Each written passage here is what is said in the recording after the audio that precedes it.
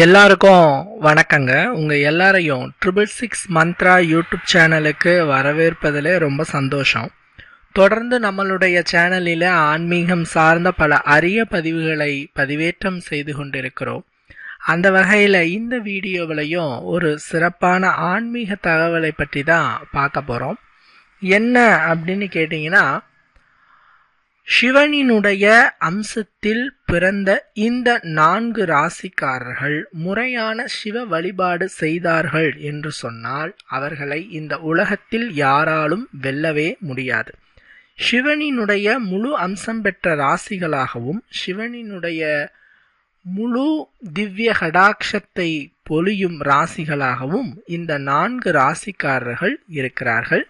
யாரார் என்பதை பற்றி பார்ப்போம். இவர்கள் செய்யக்கூடிய ஆன்மீக வழிபாடுகளை பற்றியும் பார்ப்போம். அதாவது எல்லா ராசிக்காரர்களுமே சிவனினுடைய அருள் பெற்றவர்கள் தான், அதுல எந்த விதமான சந்தேகமுமே இல்லை. அதாவது சிவன் என்பவர் ஒரு பரம்பொருளாக கருதப்படுகிறார். ஆதி அந்தம் இல்லாதவர், உலகத்தினுடைய எல்லை இல்லாதவர் அவர்தான். அவரை வழிபாடு செய்பவர்களுக்கு விதி மாறும், தலையெழுத்து மாறும். பேர்பட்ட சிவனினுடைய அருள் பெற்றவர்கள் 12 ராசியினர் என்றாலும் கூட இந்த குறிப்பிட்ட 4 ராசிக்காரர்கள் பிறப்பிலிருந்தே சிவன் மீது பெரும் பற்று உடையவர்களாகவும் அதே நேரத்தில் சிவபெருமானினுடைய அருள் இவர்கள் மீது சற்று அதிகமாக பொழியக்கூடிய நிலையும் ஏற்படுகிறது. இந்த 4 ராசிக்காரர்கள் எந்த பாதையில வாழ்க்கையில சென்றாலும் சரி, ஆனால் காலம் செல்ல செல்ல அவர்கள் கண்டிப்பாலும் சிவனே பரம்பொருள் என்று அறிந்து அவரை சரணாகதி கண்டிப்பாக அடைவார்கள். இந்த 4 ராசிக்காரர்கள் சிவனை அவர்களினுடைய இஷ்ட தெய்வமாக ஏற்றுக்கொண்டார்கள் என்று சொன்னால் அவர்களுக்கு வரக்கூடிய தடங்கள், தடை, சோதனை எல்லாமே நீங்கி கண்டிப்பாலும் வாழ்க்கையிலே சந்தோஷத்தை மட்டுமே அடைபவர்களாக இருப்பார்கள்.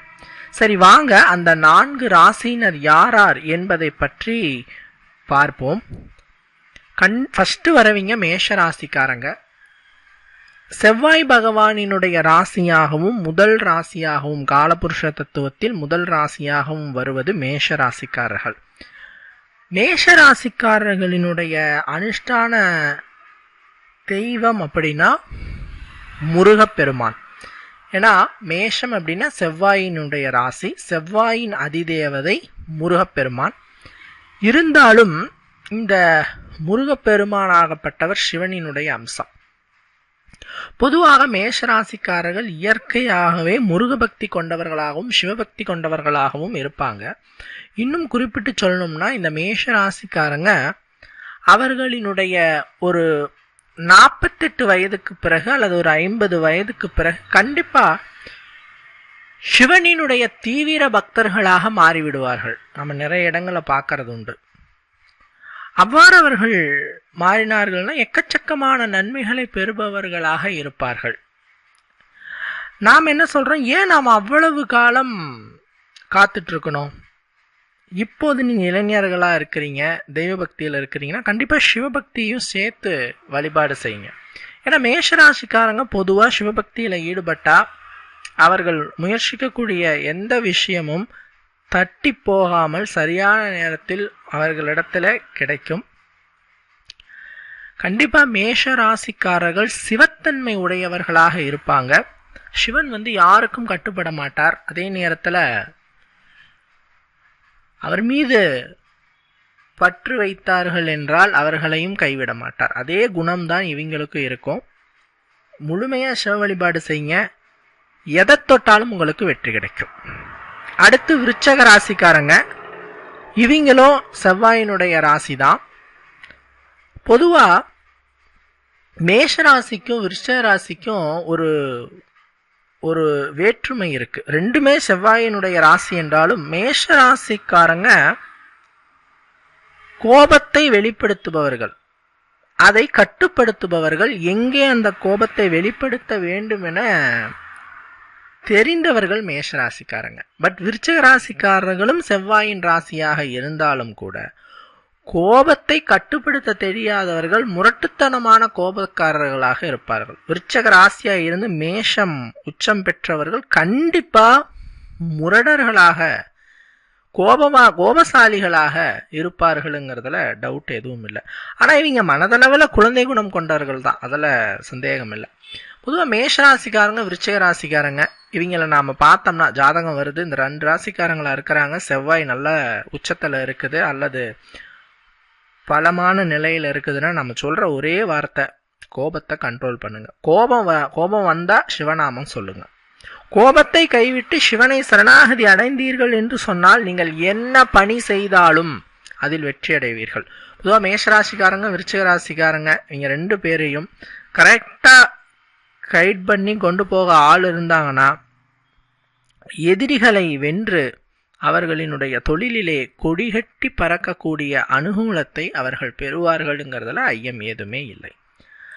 அடுத்து 3வது ராசி யாருன்னா கன்னிராசிக்கார நண்பர்கள். கன்னிராசிக்காரர்கள் அடிப்படையிலேயே சிவபக்தி கொண்டவர்கள். இவங்க புதனுடைய ராசி.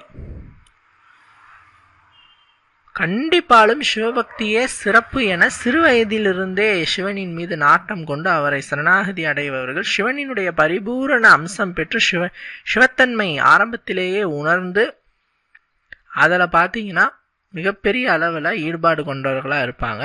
இவங்க சிவனை வழிபாடு செஞ்சு அவரை சரணாகதி அடைஞ்சாங்கன்னா கண்டிப்பா மோட்சம் உண்டு, எதை தொட்டாலும் வெற்றியும் உண்டு. அடுத்து கும்பராசிக்காரங்க சனி பகவானினுடைய ராசி. பொதுவாக கும்பராசிக்காரர்களை பத்தி சொன்ன ஒரே வார்த்தை, தனக்காக வாழாமல் பிறருக்காக வாழ்ந்து கொண்டிருப்பவர்கள் கும்பராசிக்காரங்க. கும்பராசிக்கார ஜாதகம் வந்தாவே பாவம், ரொம்ப பாவமான ஒரு ராசினா 12 ராசியிலே கும்பராசி தான். இவர்களினுடைய உழைப்பாகப்பட்டது இவர்களுக்காக இருக்காது, மற்றவர்களுக்காக இருக்கும், குடும்பத்துக்காக இருக்கும், மனைவிக்காக இருக்கும், குழந்தைகளுக்காக இருக்கும், நண்பர்களுக்காக இருக்கும். இவர்களை நிறைய ஏமாத்திட்டு போயிடுவாங்க. ரொம்ப பாவப்பட்ட ஒரு மனிதர்கள் என்று கும்பராசிக்காரங்களை சொல்லலாம். எக்கச்சக்க கஷ்டங்களை வாழ்க்கையில் அனுபவிப்பாங்க. இவங்களுடைய வாழ்க்கையே ரொம்ப ரொம்ப ஒரு கஷ்டமான சூழ்நிலையாக தான் இருக்கும். ஆனால் கடைசி காலம் என்று சொல்லலாம், இவங்க கண்டிப்பாலும் ஆன்மீகத்தில் நாடி சிவனை சரணாகதி அடைந்து வாழ்க்கையிலே இறுதியிலே மோட்சத்தை அடைவாங்க. வாழும் காலத்தில் குறிப்பா ஒரு 25 வயதுக்கு மேல 35 வயதுக்கு மேல இருந்தாங்கன்னா இந்த கும்பராசிக்காரங்க அந்த ஏஜ்ல எண்ணற்ற துயரங்களை சந்திக்கக்கூடியவர்களாக இருப்பாங்க.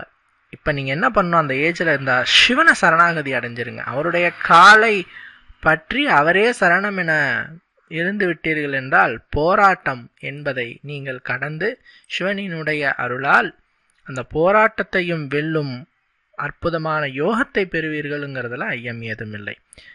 கண்டிப்பா கும்பராசிக்காரங்களும் சிவனை சரணாகதி அடைந்தாங்கன்னா வெல்வதற்கு யாருமே இல்லை உங்களை இந்த உலகத்தில். ஸோ இந்த வீடியோவில் 4 ராசினரை பற்றி பார்த்தோம். கண்டிப்பா இது உங்களுக்கு பயன் தரக்கூடிய வகையில் இருந்திருக்கும் நம்புறேன். மற்றும் ஒரு பதில் சந்திக்கிறேன். நன்றி, வணக்கம்.